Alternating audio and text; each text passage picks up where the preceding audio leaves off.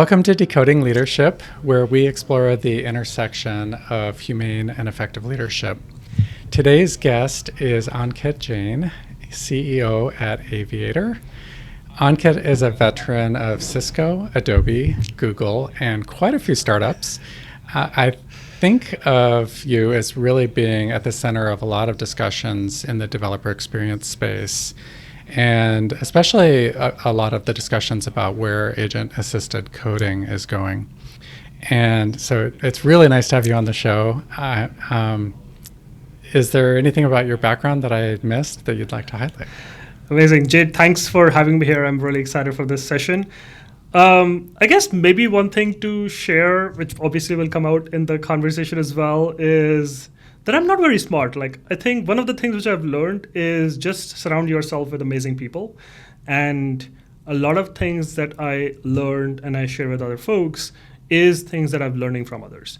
So we run a community called Hangar DX that you're familiar with, which is a community of developer experience leaders.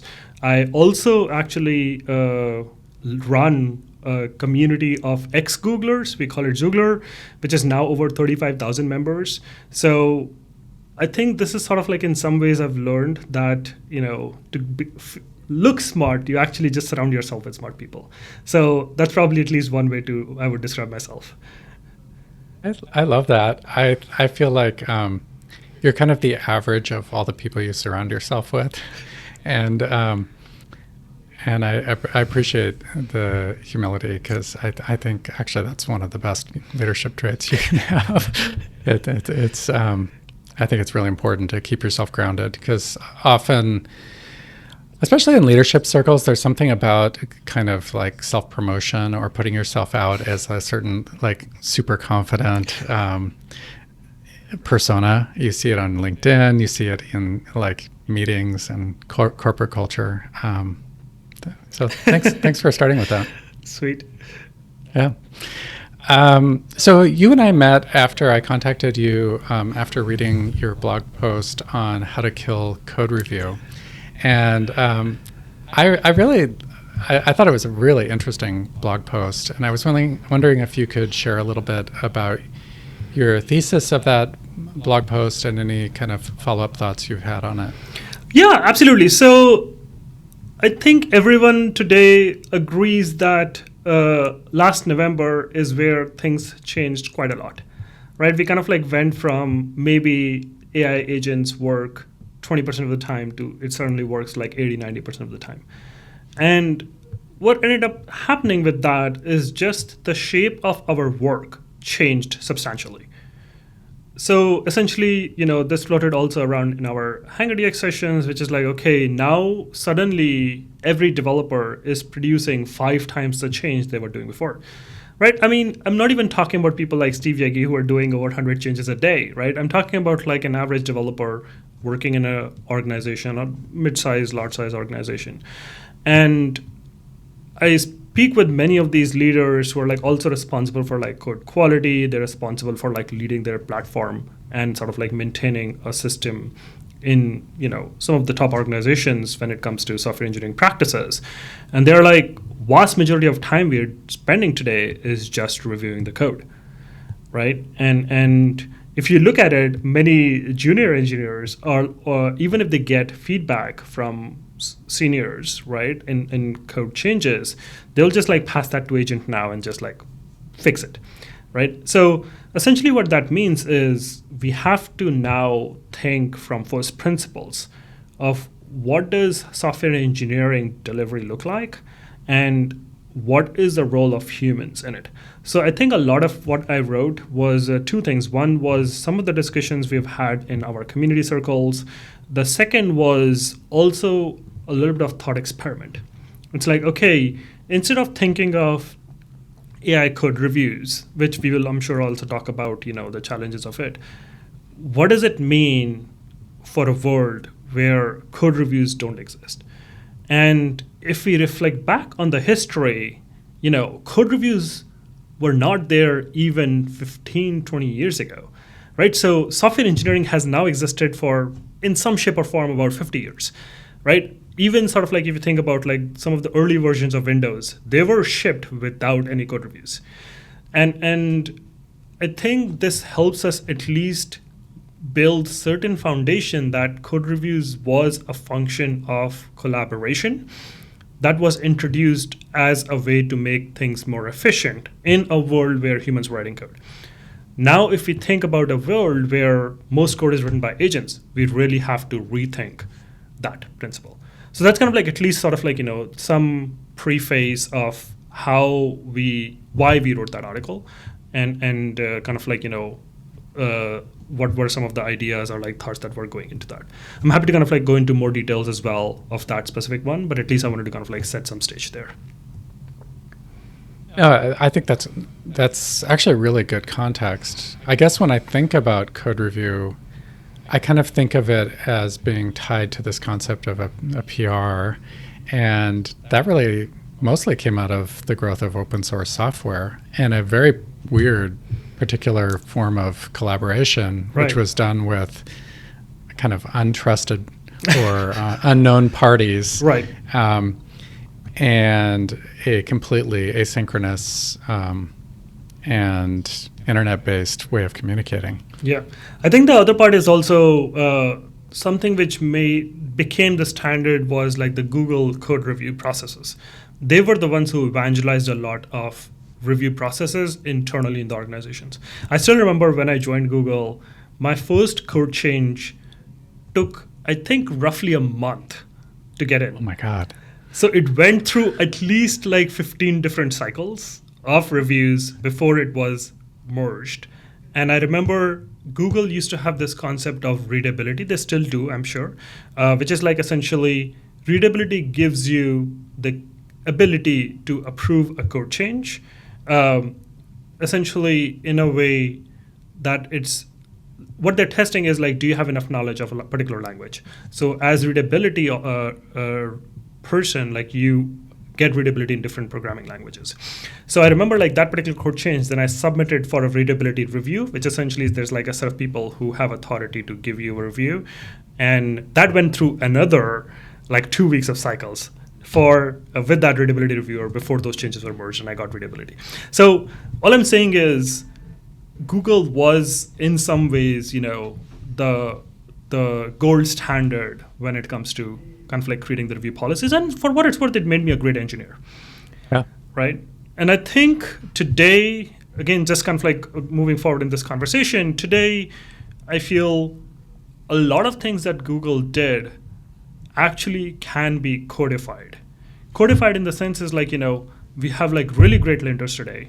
It provides amazing value in terms of like actually catching things and kind of like standardizing the code.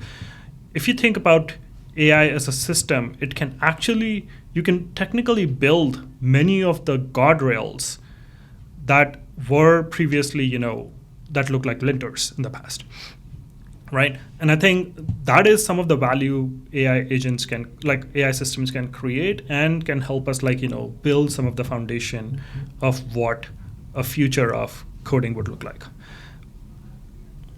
Yeah, I feel like that is a very under-leveraged tool in a lot of engineering organizations. Like linting itself is just incredibly valuable, and using it as kind of a feedback mechanism, both to humans and to agents, seems like a tool that a lot of people don't reach for some reason. And they look at the output of the code and they're like, oh, it added so much duplication.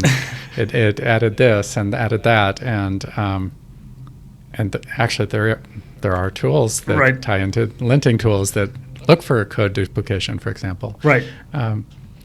So can you tell me a little bit about how you're thinking about what would replace code review and what that kind of what review at machine scale or machine speed could possibly look like? Yeah, absolutely. So there are a few things which we also need to check before this, right? So one is like in my article also, I talked about behavior-driven design. And this is a concept which kind of like came out around, I think, the same time we did TGD. Like essentially, this is like early 2000s. We were talking about like agile frameworks, those kind of things. And the core concept behind behavioral driven design is essentially writing in natural language a set of rules or behaviors that an engineer and non-technical stakeholders can align on. And if you think about it, like, a lot of these things will start resonating with like how AI is evolving, right? Like today when we talk about, okay, who's a developer? If everyone can write code, what is the definition of a developer, right? And in some ways, I think if we take some of the ideas of BDD, we can actually apply them really well to a system that is driven by AI. Largely because one of the key values of humans, like, obviously there's been conversations about dark factories, where there's like no human involvement. I feel like this is a little bit far-fetched.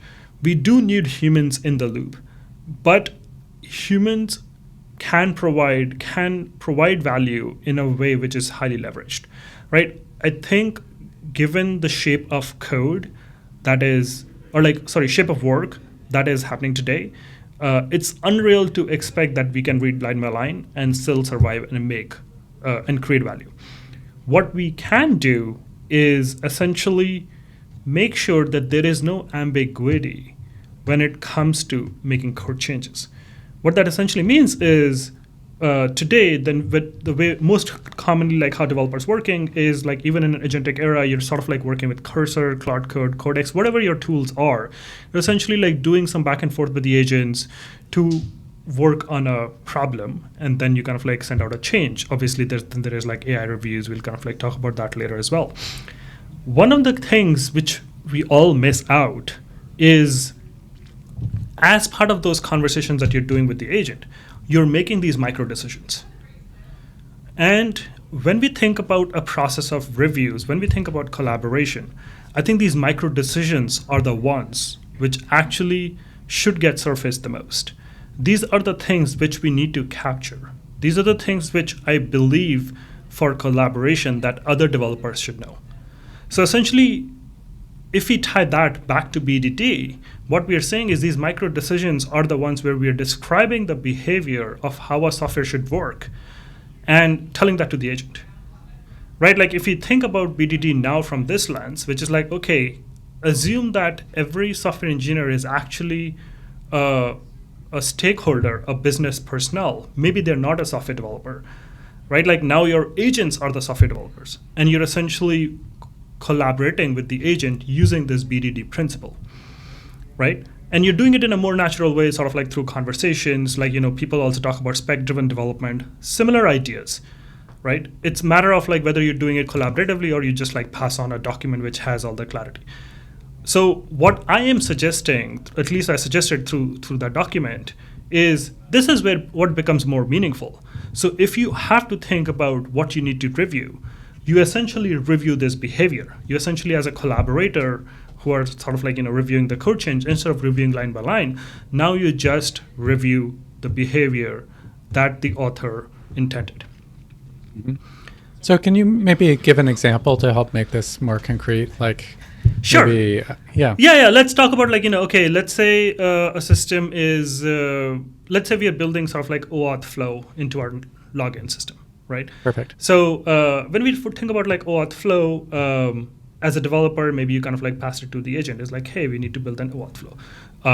Agent may look at like the specification, like how does like OAuth 2.0 support, and maybe ask some questions. Is like, okay, are there like different permission levels? Like, does everyone get like OAuth directly? Do this person need to have like an existing account? Like, are we also doing registration flow through that? Right. So through that, like you're asking a bunch of, like agent may ask a bunch of questions, which actually I think agents today are also getting better at to clarify those details, right? Obviously, you can also tell agent is like, build an OAuth flow, don't stop until it's done, make no mistakes, right? I think there are definitely some people who go with that approach, but I do expect like, real software engineering requires clarifying those details. Yeah. It's an exploratory process. It's an exploratory process. Like you would not Yeah. have all the details up front, right? If you get like let's say a Jira ticket that you're working on, like the Jira ticket may not have all the details. You have to make Yeah. either some assumptions, or you have to go back to sort of like a product manager or like a customer support person, whoever filed the Jira ticket, to ask for clarification. And I think those are the decisions which are actually the key of human involvement in this whole entire process, Yeah. right? Because a lot of things are discovered along the way also. They may not even be knowable. Right. Like you may have to implement some portion of it and Right. then you discover something. Exactly. I think kind of like Yeah. during the time of implementation, you discover these things. And then I think the second part of this is, we talk about this concept of acceptance criteria. And acceptance criteria is about like creating a layer of verification, which essentially means like, okay, again, tying back to BDD, once this is implemented, what things have to be true, right? Like going back to the OAuth example, now, okay, I should be able to log in. Maybe it's like a Google SSO, so I should be able to log in with Google, right? Like the response time of after login should be under 500 milliseconds, right? All of those things essentially become now your acceptance criteria. So the beauty of leveraging AI systems is, one, it can help you write better acceptance criteria. Two, now these acceptance criteria, some of them can actually become your top level guardrails that you define at an organization level. So there are certain things which you define at at a specific code change level. For instance, like in this case, it's like, okay, I should be able to log in with Google. Like this capability did not exist, so there isn't really like a guardrail for this before. But you can have like a top level requirement, which is like every response time have to be under 500 milliseconds for API. So what you can do is essentially combine organization level requirements and then sort of like acceptance criteria, which is now mutually agreed on because of that behavioral review with the developer and the reviewer. Eventually, the verification system is what you can actually leverage AI for as well. Because now you can actually build your AI system which knows how to verify certain types of acceptance criteria. So Super interesting. combining these things essentially, now it means is, as a developer and a reviewer, the main goal is, are we agreed on the requirements and the acceptance criteria? Everything else now can be verified with AI agents. It's really interesting.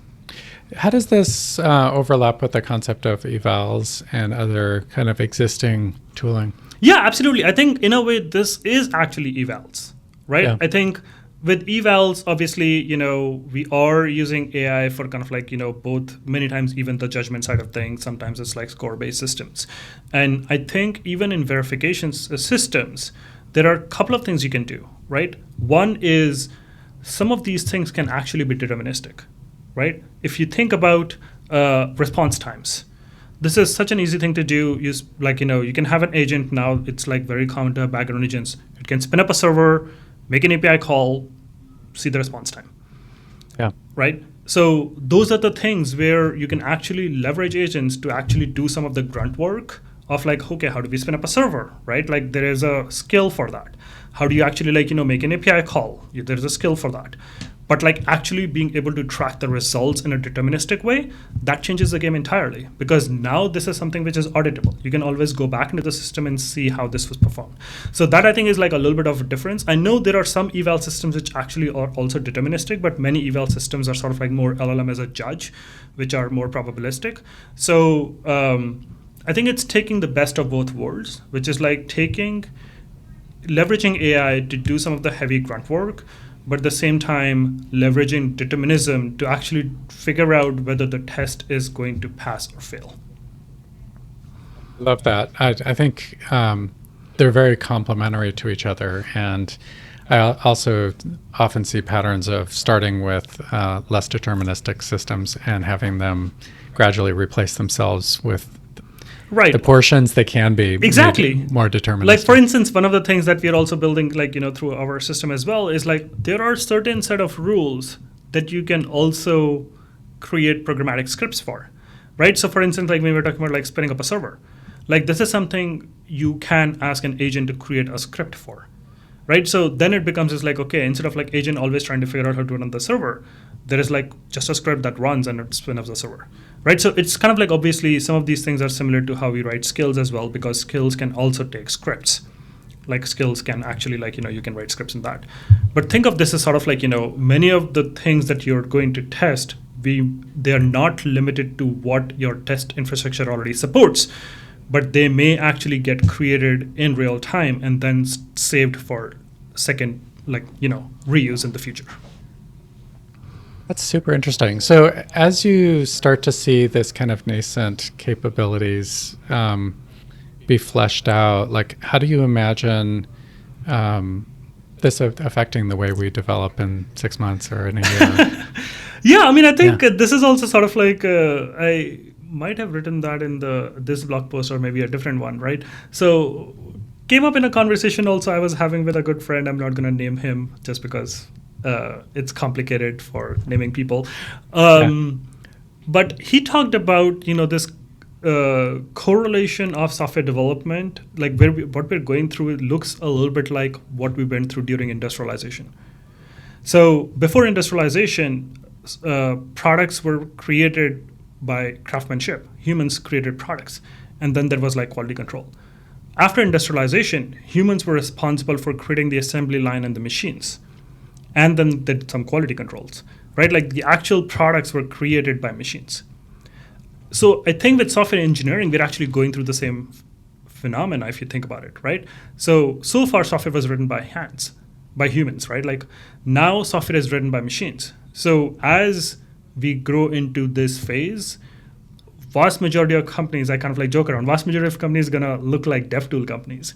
Because effectively what you're doing is you're spending your time building these harnesses. You're spending this time kind of like educating these machines to really understand the business context well, right? And that is your defensibility as a business. Like you're essentially injecting as much information, you're making your machines smarter, you're customizing your machines, right? Like you kind of like can craft the software the way your system works, right? Like the thing with software engineering is also there isn't always one right answer, right? Like a system architecture that may work for a company like DoorDash, for instance, would not work for, a startup of 5 people. Because like you're making different decisions. And these are the decisions that you wire into the machines that actually become the reason why your software is different than others, and which becomes the sort of like, the defensibility, the moat of the business. I really agree with that. I think the kind of comparison to industrialization, or like it to me feels very much like a much higher degree of automation than we've done in the past. And one of the things I was kind of curious to get your perspective on is in reliability circles, there's this concept of the paradox of automation. And the idea is that the more you automate something, in some ways, the more brittle it becomes, because people have less familiarity with how it works and how to operate when it goes wrong. And also because the pace of when things go wrong is so fast, you can actually cause huge problems. Like, if your AI, let's use a factory example. If you have a factory producing widgets and they're all making the same mistake, you all of a sudden could have 10,000 widgets that all are wrong. And that becomes a much bigger problem than, Joe, the craft person, or, right. Lisa, the craft person who like, oh, I made a mistake. And so I guess I'm kind of curious how you think of that with AI generated code at scale. How do we maintain meaningful human involvement without recreating all the bottlenecks that we're trying to solve with automation? Yeah, absolutely. So I think there's like maybe a few things also here to uncover. First is we have actually been through a similar wave in the past when we moved from, manual once in a month deployments to continuous deployments. right? We kind of like started building like, okay, let's build feature flags. Let's build sort of like, easy, quick rollbacks. Let's build, canary deployments.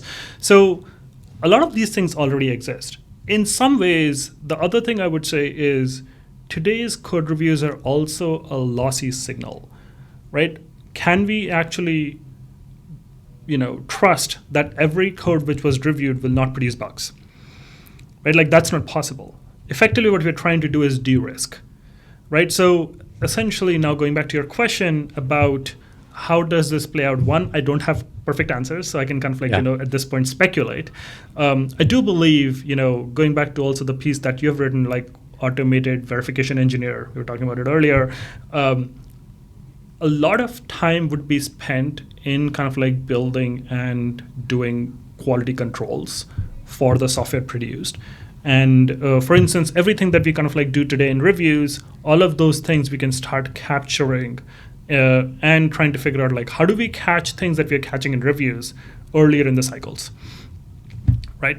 So essentially, the quality reviews, like even going back to book in 1983 by Andy Grove, the high output management, he talks about like kind of like identifying sort of like where the bottlenecks are and trying to fix them and kind of like start from there, maybe sort of like make it more efficient.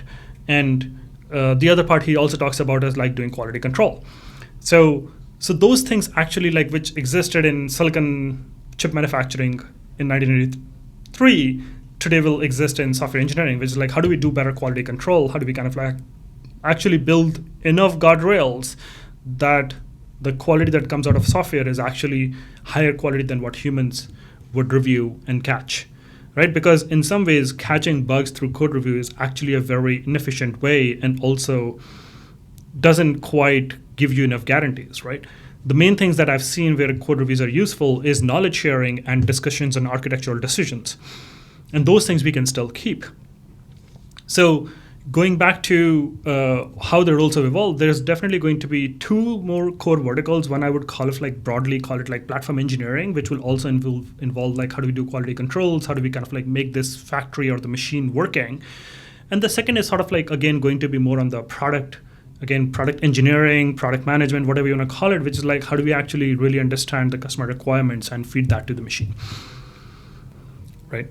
Interesting. It seems like we have a kind of similar perspective on how that will evolve. That's super interesting. Right. So a lot of times when people think about replacing code review, they think about the kind of AI code review tools that are already in place nowadays and just completely swapping out human review for the equivalent version of that, which with AI. Do you see that as like a preferable way to do it, or do you have a more nuanced take on what AI reviews and what that sort of replacement might look like? Sure. So, AI reviews provide certain value, and I think if done well, they can actually be extremely useful. What I would say, though, is a lot of things that AI reviews typically catch are things which can also be caught further left during software development, right? If we have, so this is kind of like, also some of my love and hate with pull request as an experience. I feel like pull request as an experience was built when humans were reviewing humans' code, right? With AI reviews, I find, and I think many of the AI coding companies or review companies are actually moving towards this, which is like, how do we actually provide that feedback even before a pull request is created? Because by the time a pull request is created, there should not be a review that you need from another AI agent. Because if there's one AI agent which is actually reviewing the code, why not just do it before you even create a pull request? Right? Yeah. Because I think many AI agents are actually able to catch good things, which is sort of like, there is always some hallucinations. There are still things that even if you put in the skills, agents will miss. And then having an adversarial agent being able to kind of like analyze the code actually gives you good value. But my argument there really is that you don't need to do that once a change is created. You need to do that when agent is working on that change. Yeah, it seems like moving that feedback earlier in the cycle makes a ton of sense. Right. I think the gap generally is going back to the intent and the behavior part. Generally, agents are not very good, or like coding agents, review agents are not very good at really understanding the intent because they're not sharing the same prompt. And rightly so, because if you share the prompt, then obviously, both of them have the right, like the same reason to hallucinate the same way. So you don't want to share the prompts. But the problem is like, because all the decisions that as a human you made with the coding agent working on a prompt, those things don't make it to the code change by the time adversarial agent is looking at it, right? So for instance, if you specifically work with the agent, let's just kind of like take an example of OAuth flow itself.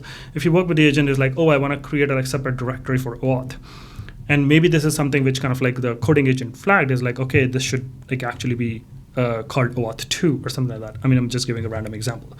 The thing is that at this point, the review agent doesn't know what were the constraints that were put on the coding agent. What were some of the decisions that were made with the coding agent? And this is where I think having a set of behaviors written down and the acceptance criteria being defined helps bridge that gap of like, okay, these were the things which we always wanted to be true. These were the behaviors that we expect to be true. And that's where kind of like, the layer of verification tends to be different than the coding agent, review agents. That's really interesting. So that's why you're talking about kind of capturing some of those nuances as you're guiding the agent, because those are important cues as to the kind of correct behavior later on. Right. And currently, none of our tooling seems to do that. Yeah, I mean, I think there are certain tools, like I think there are some organizations who are already following spec-driven development very well. And I think, I also have like some opinions on that. The challenge with spec-driven development is like, one, you have to make all the decisions beforehand, which is like many of the decisions, as you were also saying, you actually uncover when you start implementing. Yeah. Right. So that is one thing which actually causes the specs to be sometimes either not completely followed in a code change, or specs that have to be sort of like, modified later. And I think the second part is not every change requires a spec. If you have like, for instance, a linear ticket, a Jira ticket, that may have enough details that all the decisions that you need to make are already captured, that becomes your spec. You don't need a separate spec for that, right? Like if you're making 2-line changes, maybe the amount of decisions you need to capture is already like 2 lines in a Jira ticket. So that's why I think like the whole idea of spec-driven development falls apart a little bit. The other challenge with happens with spec-driven development is it's very hard to get congruence. Like for instance, there could be 2 separate specs working on similar changes that may actually contradict each other. Yeah. Right. Which also becomes like challenging in software engineering, right? And like once you have a spec, you kind of like implemented it, even if you source control it, in future that may change because like you're kind of like making changes to it. Do you actually go back to the previous spec and make changes? Most people don't. And this is also kind of like the whole world of like how we end up having so many Confluence wiki documents that nobody ever reads. Nobody knows what's the latest one. But that's a whole different conversation. I think this is sort of like, where I feel there are some gaps. And honestly, I also don't have perfect answers. Like I have some theories, but I feel like there are still a lot of things to be solved in this space. That makes sense. One thing I've been kind of curious about is a lot of AI harnesses and a lot of like the training for AI itself is based on our current practices. And so there's ways in which I see it kind of reinforcing the way that we already do things, like PRs and everything. But it's also a very disruptive technology. And I can see it kind of pushing in another direction of like completely changing up the way we do things. Absolutely. And so there's this both reinforcement of our existing practices and this disruption. And I'm kind of curious how that's going to play out. I can imagine a lot of organizations just completely using their existing processes. And I can imagine other organizations starting from kind of first principles and going in very different directions. Right. I feel like this is also kind of like in some ways startups have less baggage And Yeah. I've seen sort of like many of the startups are able to adopt new technologies, right? Like for instance, even we sometimes question ourselves, and I don't have good answers for, which is like, do we still need CI/CD the same way we did before, Yeah. right? Like Yeah. how does like software delivery itself looks like once even a code change is produced and like reviewed and approved? Like, do we follow the same practices? I do feel like at least some practices will continue to remain the same. Like I feel like kind of like, this whole collaboration part, like I don't believe there are some people who are just going like, okay, we're going to be solo engineers, like, building products. I don't think that is sustainable. I think Yeah. we would need still to collaborate with other people and other stakeholders.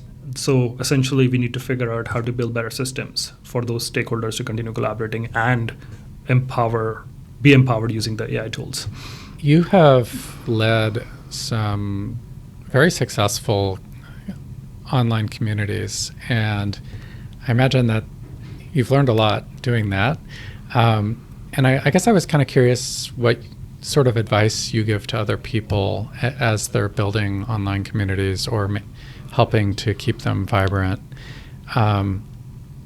What are some things we can learn from you? Sure. Yeah. So, I mean, I already shared a little bit about in terms of the two communities core I run. One is a Zoogler community at zoogler.co. If you're an ex-Googler, you can go join that. And the other one is HangerDX, which is dx.community, where we talk about everything developer experience. Both of them have one thing which is similar, or like multiple things which are similar. One is that there is certain affiliation. So with Zooglers, it's like, okay, you have to be an ex-Googler to be part of that community. With HangerDX, it's like you have to be sort of like working in developer experience space to be part of that community. And what that creates is essentially you start meeting your peers. Like at Google, like, whenever we host events and sessions, it's like you always talk about like our days at Google, right? And how things have changed. And obviously like Google has gone through a lot of transformation over the last 20, 30 years, but many of the things still remain. Like people can relate with that. In DX community, we relate a lot about like, the challenges that the platform teams have with kind of like, in some ways they have to please both the leadership and the developers. And it's always sort of like, people in the middle, like you have to kind of like always have the same battle scars, and many of them become therapy sessions, honestly. So I think that's definitely like one thing which I've learned is like having that affinity to a particular topic or a particular shared space becomes the key sticky factor, which essentially means is, unfortunately, we have to also restrict our communities, right? So in Zoogler community, we do not allow non-ex-Googlers. For HangerDX, we have to also decline a lot of folks who are engineers, really smart engineers, but like, if you don't work in developer experience, like this is not the right place for you. So that's one thing. And I think the other I would say is many communities are like typically on like Discord or Slack or whatever. They can work at a certain scale. I know we are also on a few shared Slack communities as well. But I have found like being able to create some place where people can actually meet even virtually makes a big difference.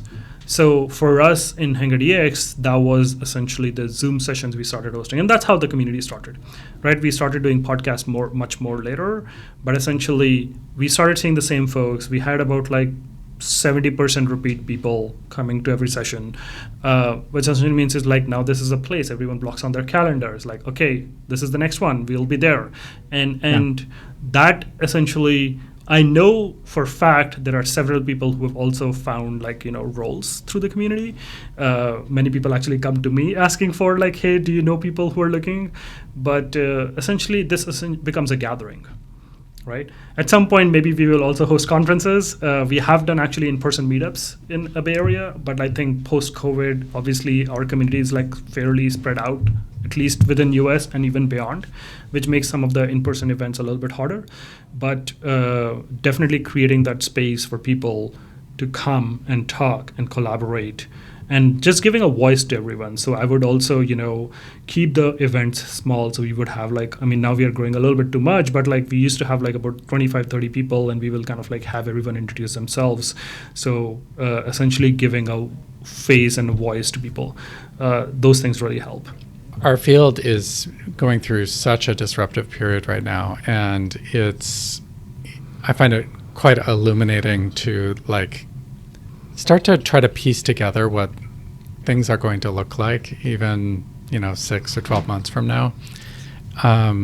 So thank you so much for your perspective. Can you tell us a little bit about how we can, any listeners, how they would find you or find Aviator on the internet, and also maybe describe a little bit about what sort of problems Aviator solves so that people can contact your company for that. Yeah, and again, thanks for having me here. This was really fun conversation. And I mean, every conversation I feel like I also learn a lot. So just to give you a brief, Aviator, we started even pre-LLM. We are focused on improving developer collaboration at scale. That's kind of like been sort of like always our thesis. And more specifically, we think about like, okay, once a software or a code is created by developer, how do we actually get that shipped faster and reliably, right? So essentially, a lot of our focus is around improving the review process and the deployment process for teams at large scale. Obviously, you can go check us out at aviator.co. I'm not going to name company names because many of them do not let us put their names on recorded systems. But yeah, we work with many large companies, and our latest, exploration has been around like eliminating code reviews entirely. We are building a system called Verify. You can look it up at verify.aviator.co.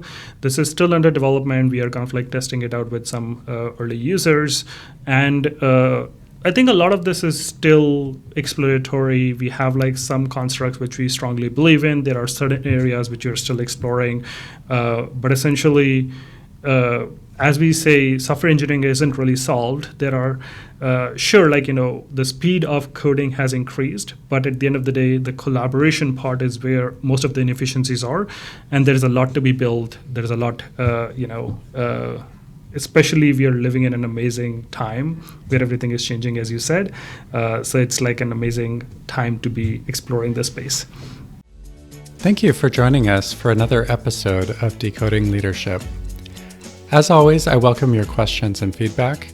And if you're looking for coaching or advisory help, you can contact me at rubik.com. See you next time.